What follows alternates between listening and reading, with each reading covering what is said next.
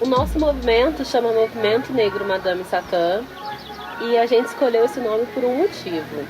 Madame Satã, ele foi um jovem capoeira que viveu na década de 20 e ele teve um papel muito importante dentro da comunidade preta daquela época.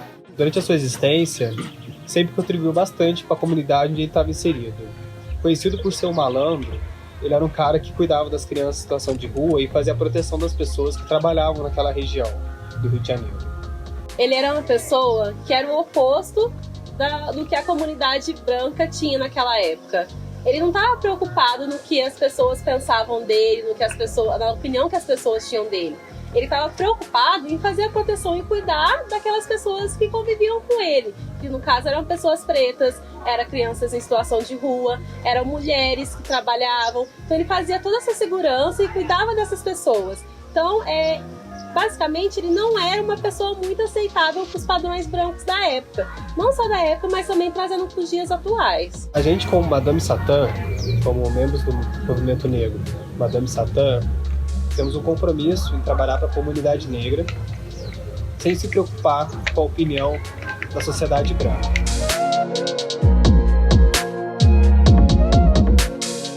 Consciência racial é entender que a gente vive num país colonizado, onde diversas raças e etnias vivem junto, e entender qual é o lugar que a pessoa ocupa dentro dessa sociedade.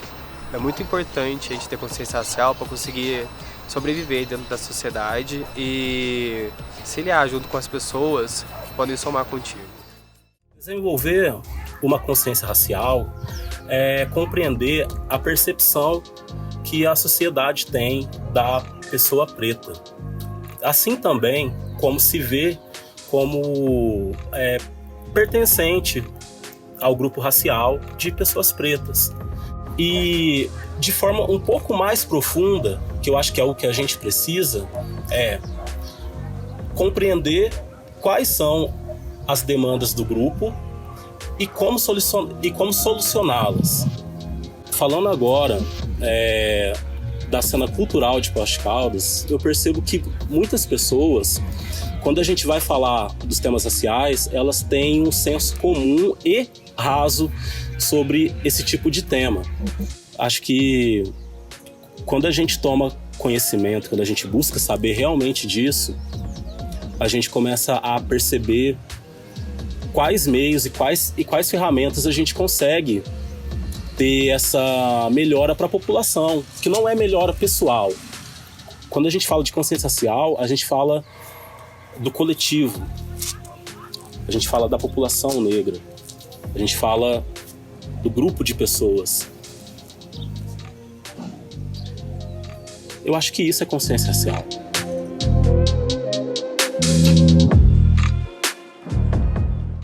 Ter consciência racial é perceber de que forma o racismo age no dia a dia da nossa vida, nas nossas relações e se a gente vai viver ou morrer.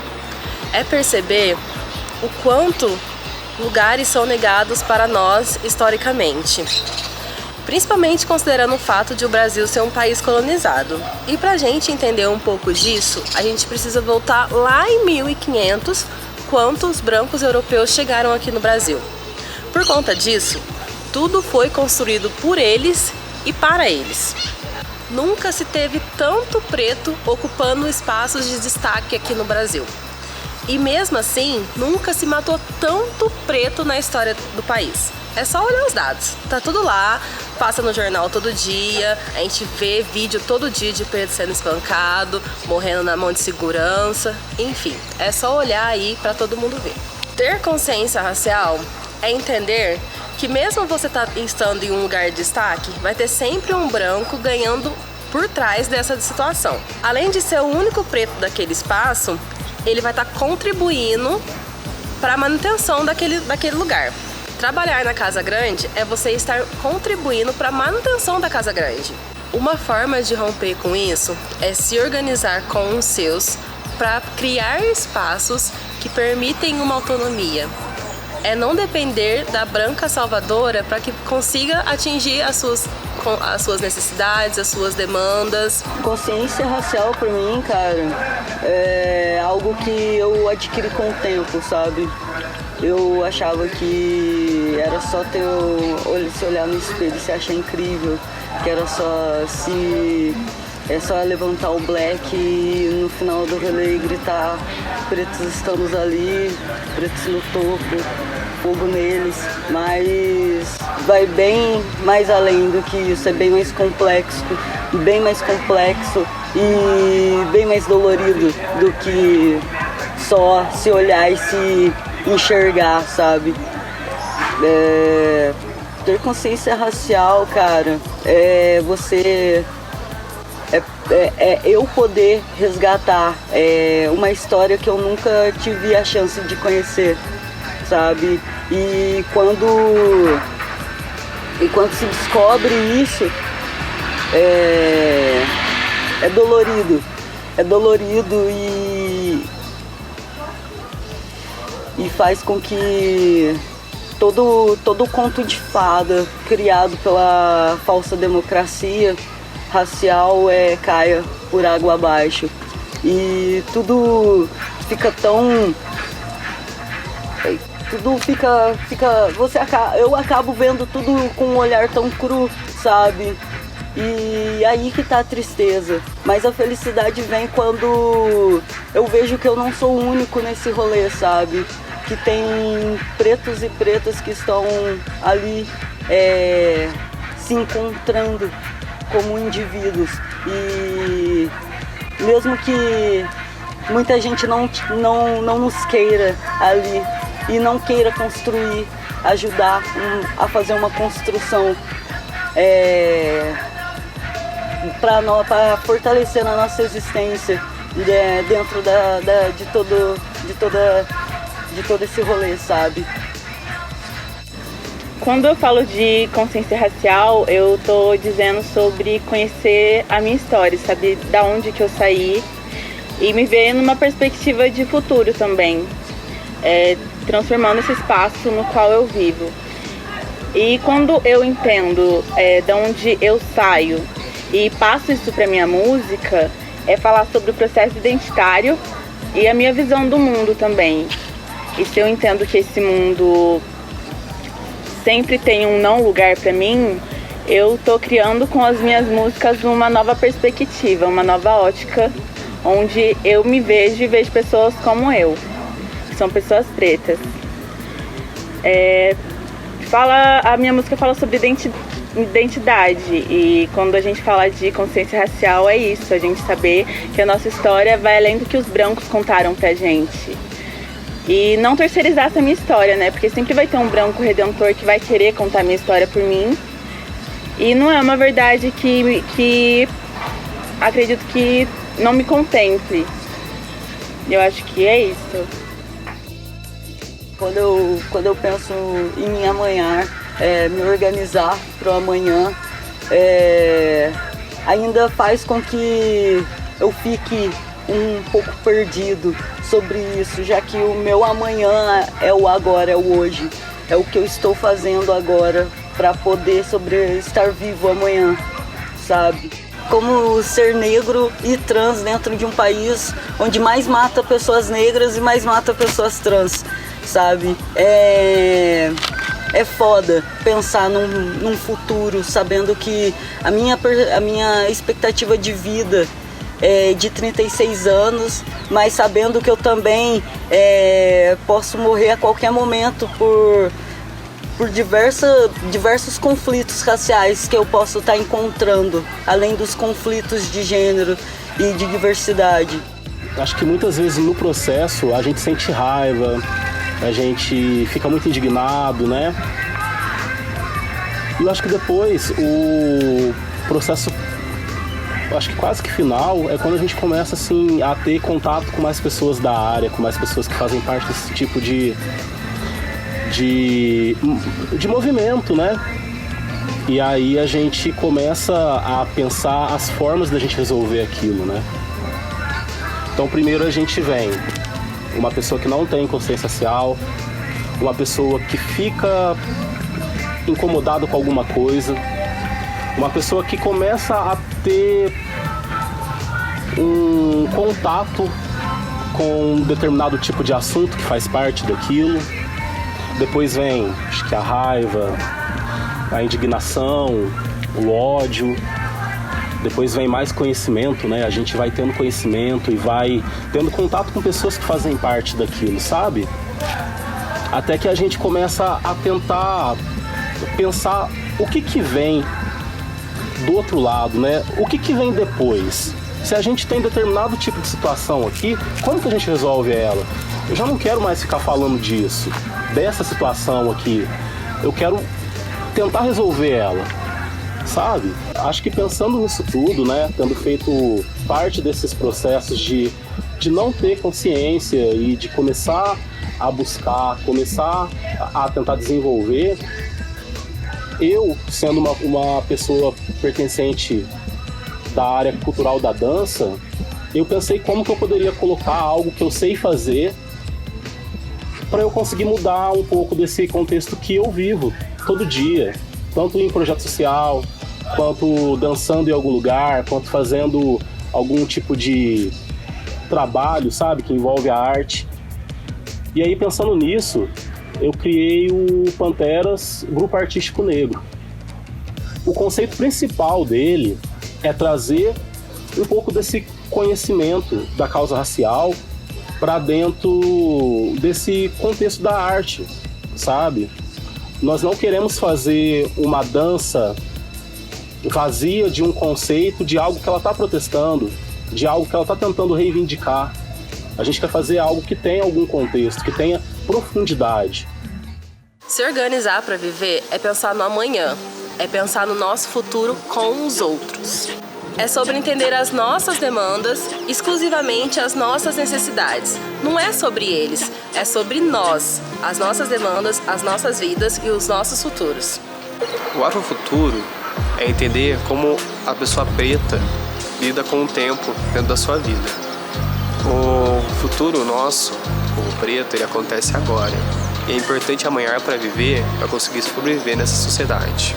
Quando a gente fala de amanhã para viver, a gente pode trazer o exemplo da capoeira, por exemplo.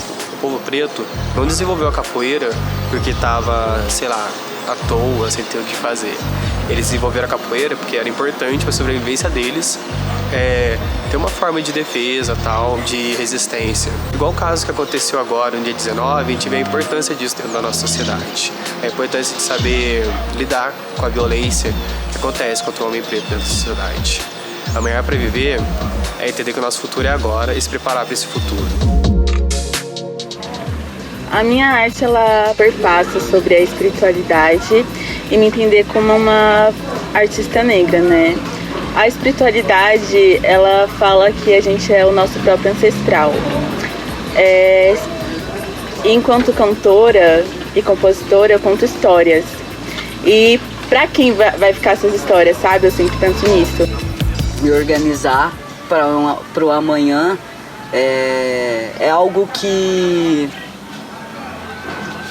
tem um peso e uma seriedade junto, já que pensar no amanhã é fazer com que você também traga seu passado junto, traga sua história junto.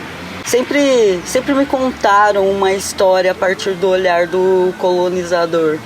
Nunca imaginei que um dia meus ancestrais poderiam ser reis e rainhas, poderiam ser uma civilização organizada e totalmente diferente dessa que vivemos hoje. Tem uma poesia que ela se chama Aí é Meu Banjo. E tem um trecho dela que é assim: eu espero num futuro em que os meus não vivam com medo, que não morram tão cedo, que não matem Ágatas, João Vitors, João Pedros. Eu espero no futuro e eu me vejo no futuro.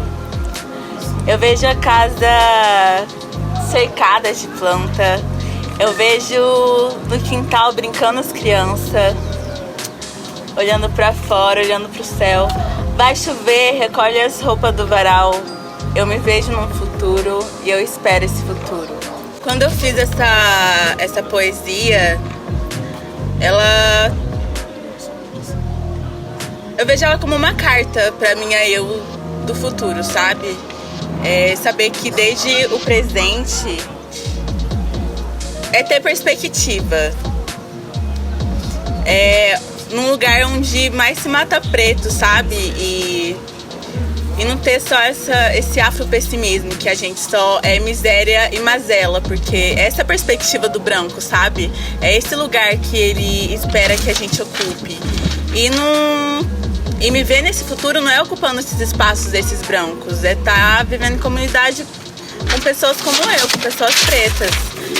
E construindo afeto, sabe? Vivência, troca com a comunidade preta. Então, amanhar-se é me organizar desde já. Acredito que é isso. Fazer história agora.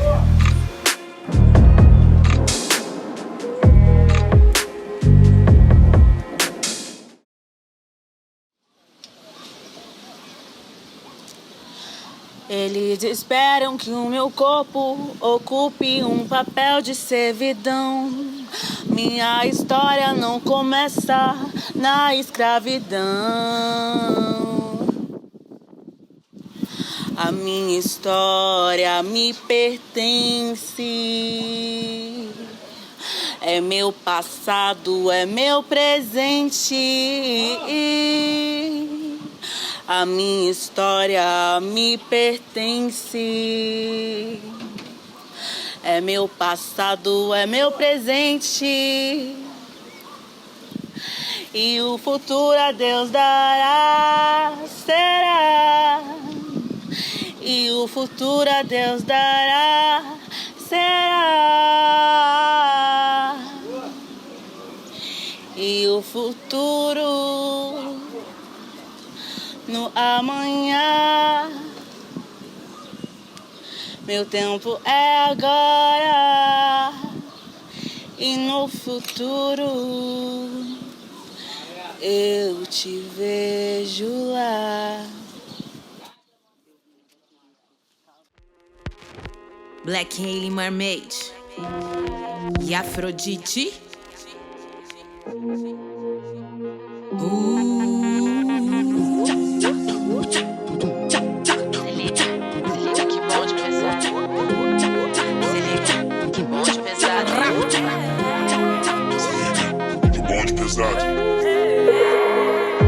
Traficando informação, hackeando os malotes. É muito mais que sorte pra sobreviver da morte.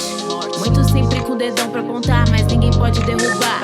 Quando as pretas se unem, nós fecha. Quando as pretas se unem, nós fecha. Ideia de bruxona, vocês não cortam mais a nossa onda. Minha gana pelo grão.